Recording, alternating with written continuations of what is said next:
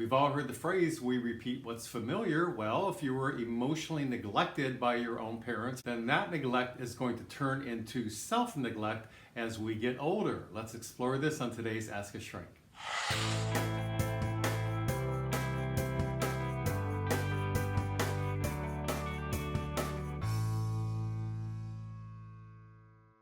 So neglect gets confusing for some people because they're thinking, I wasn't neglected as a child. I had a roof over my head. I had 3 meals a day. My parents bought me a car when I was 16 years old, and so on. But in this case, we're talking about emotional neglect, where the parents were more focused on their own lives, on themselves, and so you were left in a way like a candle in the wind, trying to navigate childhood very unanchored.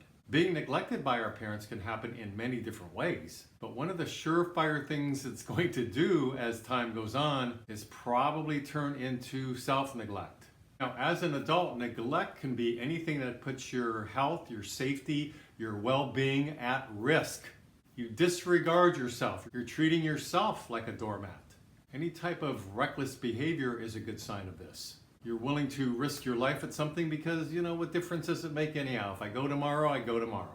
Not a lot of self-love in a statement like that, right? Well, those are the messages you got from your neglectful parents who didn't help you grow up into a healthy adult in terms of supporting your identity development. So if a child feels less than, that there's something wrong with me, they don't feel worthy, then they're going to grow up believing that. And don't forget that narcissistic parents, their neglect heaped on a child can happen with emotional neglect, educational neglect, medical neglect, physical neglect, and safety neglect, and so on.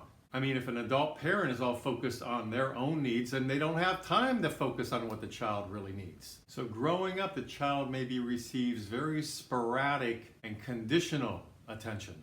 And so now the neglect that the child is trying to figure out may turn into the fact that they drop out of school because nobody seems to really care anyhow, or help me with my studies. Or I might as well do drugs with my friend down the street because might as well get high and numb this feeling inside, this emptiness inside that they probably can't name. And as it turns more and more into self-neglect as the years go on, then who cares if I get in trouble with the police or get arrested? We see how it goes, right? It starts from the parents to the child, and then the child can turn it in on themselves, self-neglect.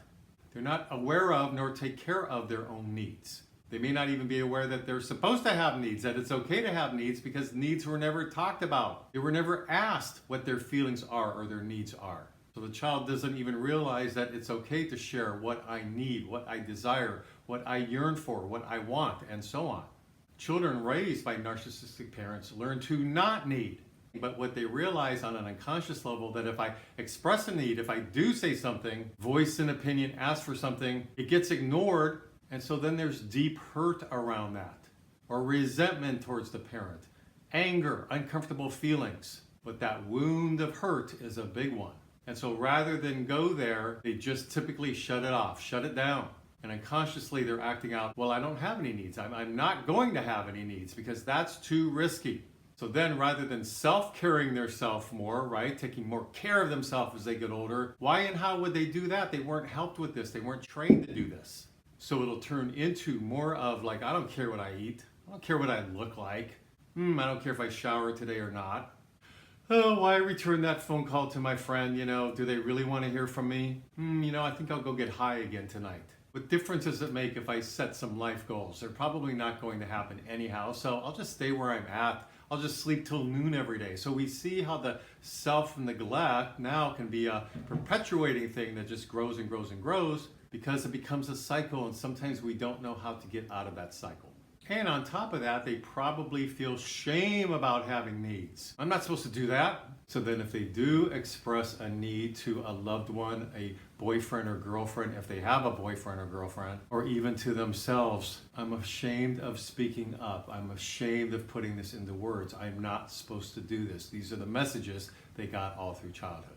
Now, the signs of physical neglect are a lot more obvious, right? That could be a child who has unwashed hair or thin as a rail because they're malnourished at home. But with emotional neglect, it's a lot more insidious. Things like, can I trust? I don't know how to trust. They're hypervigilant. Dissociation probably is going on. Maybe some self-harm, cutting, for example. Because remember, they don't matter. That's how they feel about themselves. That's the self-neglect. because they were taught by their own parents that they don't matter. For narcissistic parents, everything's about a payoff, a trade-off of somehow. What are they getting in return? What reward am I reaping? So thinks the narcissistic parent. They're not just giving to give. That would be unconditional love. They're not capable of giving unconditional love. So perhaps when they do get something from the parent, some kind of attention, they're so thankful, they so appreciate the crumbs. And then this acceptance of crumbs can continue into adult life. Maybe we're in a relationship and letting a boyfriend or girlfriend just mow over us because, well, I just am glad to get anything. I appreciate the crumbs I get, which was learned, of course, during childhood. So then in this self-neglect, they have to live somehow, right? So they have to learn how to manipulate their needs, manipulate their life out there in the general public or with their friends and family members. They can't just ask for something because remember, that's not safe. So they can become highly adaptive and become the super kid, the kid who does everything right, straight A's at school. This is very complex trauma here, and it's a form of CPTSD. Complex post-traumatic stress disorder symptoms will probably set in without some therapeutic help. And then for this type of emotional abuse from narcissistic parents, they're being told usually how capable they are, how wonderful they are. You tend to all of mommy's needs. That's great. You're a good daughter, a good son. So they can be put on a pedestal. That's the confusing part about this. Perhaps they're being treated like the little mini husband or mini wife. So again, it's to benefit the parents' needs, but all along the child is realizing and figuring out little by little that I don't really matter at all, which is a form of neglect from the parent. And then later, of course, it'll turn into the self-neglect. So because there's self-loathing, perhaps even self-hatred in us because we were raised that way by parents who neglected us, and how is a kid who has self-hatred inside going to really elevate themselves in terms of honoring their feelings, making room for themselves, taking good care of themselves physically and emotionally and mentally?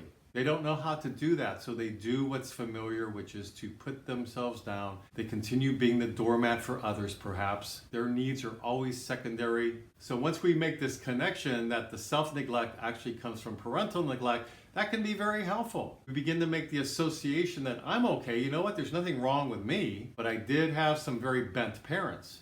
Once we heap this energy on the parents where it belongs, that's their issues. Unfortunately, I had to be raised by them, but separate and carve ourselves out of that and say, but yeah, I mean, I survived it. I'm okay. I'm hanging in there. I myself am okay. I'm a good person, but we have to be able to carve ourselves out of this in order to start thinking this way and start behaving this way and treating ourselves with a lot of self-love and self-care that we so desperately deserve. So I hope this has been helpful for some of you who are dealing with self-neglect in your life. Please leave me some comments below. I'd love to hear from you. Please subscribe to my mental health YouTube channel if you like these kind of videos. And until next week, this is Brad Shore signing off from Ask a Shrink.